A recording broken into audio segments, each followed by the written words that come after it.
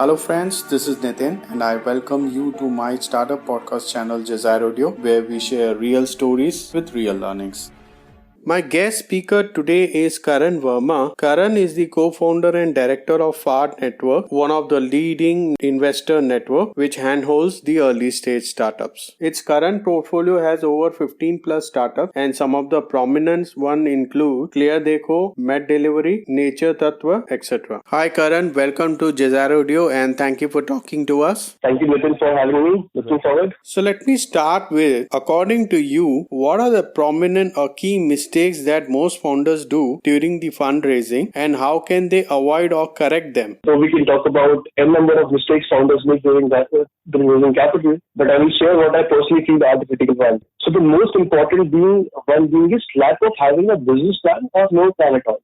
This is a very common mistake which most of the founders who are raising their first round of capital will do. And the rest follows, which includes asking for too much of owner's capital, higher valuations, setting a lot of advisory equity, which later everyone realizes that it is a part of the first problem, which is lack of having a plan. So coming to your second part of the question on how to avoid or correct them is quite direct, which is seek help. Seek help from experts, find a mentor who can help you build a solid business plan. Because as a founder, you don't have that experience, so it's better you seek help. So that's my take on it. So essentially you're saying that most startups don't have a well thought of fundraising strategy in place. Exactly. And what are the 2-3 key criteria that you look in a startup? So I guess firstly is the market. How big is the market opportunity that the startup is trying to solve? That's the predominant thing that every investor would look at, and we also look at. After the team, definitely. So the team will definitely come first, and then the market. And then also we look at the competition analysis, that right now is the market saturated or not, so which will cover under market strategy only, where you have to research about how you can actually capture the market and how you can solve the problem. Great. Could you share 2 or 3 of your portfolio startups which have been immensely successful and the underlying reasons behind that? So though it will be a challenge for me to answer this, as we ourselves are in early days to decide which portfolio is a successful one. However, as per my observations, according to the growth in the last couple of years, so I have 3 startups in my mind who have done wonderfully good. So the first one being our very first portfolio, Clear Dekho, which is India's leading budget eyewear brand. So we have witnessed the growth from 2 outlets in Ghaziabad to 73 outlets pan-India now in less than 3 years' time. And I personally feel that where they've reached right now is because of the dedication their founding team has with strong values and a great business foundation. They were having a right mentor. And I remember Shivi, who is the founder, so his father was his mentor. He was the guiding force behind Clear Dekho and have known him since the beginning of the journey.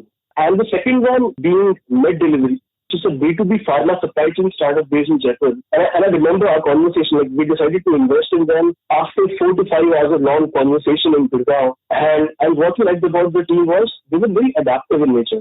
And they responded quickly in their business as per the market scenario. While we started as a B2C pharma delivery company in Jaipur, they shifted their focus in becoming a B2B entity which delivers pharma products from stockist to retailers, which is a much bigger problem to solve. And we could see an exponential growth during this pandemic situation as well, while many industries were suffering, but Med Delivery was transacting business between the stockist. So, and the third one, I would say, it's quite tricky, but I will take name of Nature Tattva for one simple reason. So Nature Tattva is it's India's first do-it-yourself organic cosmetic brand. So we have seen them grown from X to 10X in the last fiscal year. And what we liked about the founders was they know how to run a company in a real tight budget, and they lean with the resources at the time of crisis. So not every company can rely upon funding, right? So obviously, and running an FMCG business without burning capital is quite a difficult task to do. And luckily, they have been doing it for quite some time now, and they're still going. So these 3 are the startups who are doing fantastically well as of now.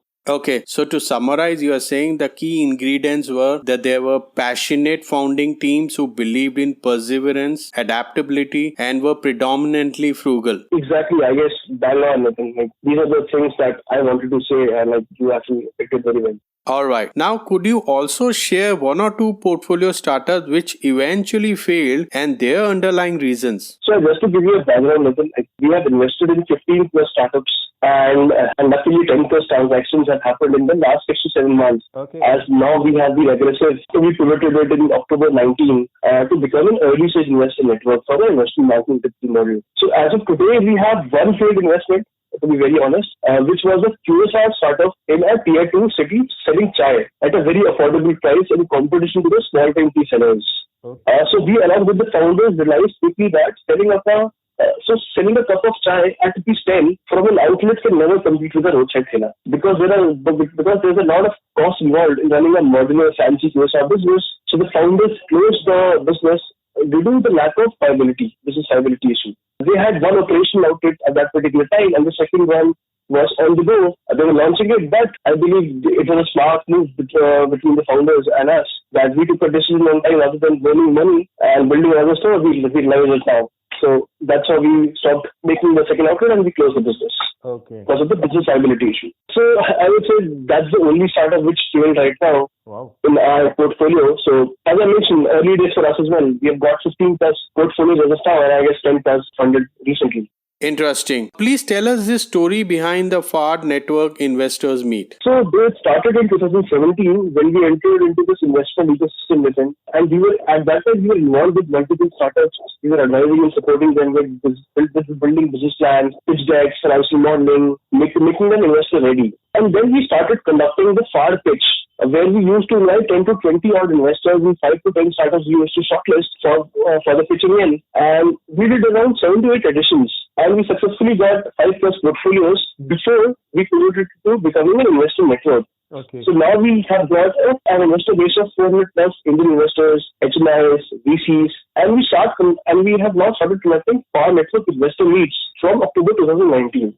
Okay. And we have successfully organized 9 plus editions for our investor base with more than 35 startups pitched, and we have added around 10 plus startups out of the 35 startups we pitched, and 5 plus transactions are now closing soon. And other than that, startups pitching in these forums, we also focus on investor education. That's the key, because right now we are also trying to get new angel investors and want to create new angel investors in region. Yeah. And in every edition, we conduct an investor masterclass where we invite a special guest who talks about some very interesting topics which you as an angel investor should be aware of. So that's the broad story of Faad Network Investor Meet. Finally, do you remember any 1 or 2 startups whom you gave a miss, but they eventually turned out hugely successful? Right. So yes, who forgets that? Everybody has an anti portfolio, and we do have few names listed with us.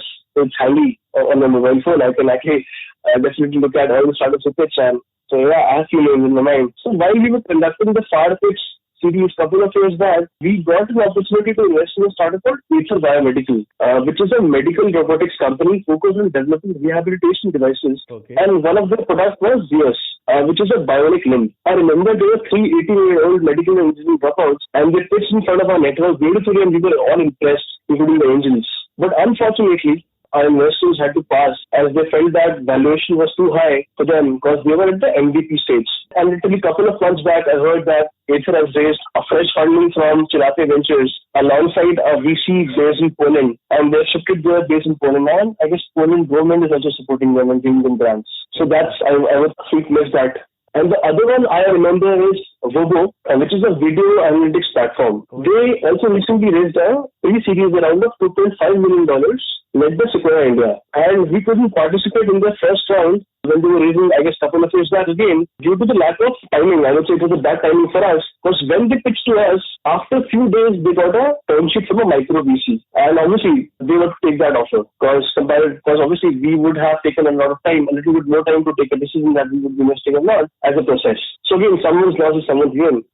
Great. So we have reached at the end of this podcast. Karan, it was a pleasure to have you on board to Desire Audio, and thank you for sharing some great insights. Thank you so much, Nitin, for having me and giving me this opportunity. Lastly, I want to thank all the listeners who took their valuable time to listen to this podcast. Keep rocking, be safe, and don't forget to share.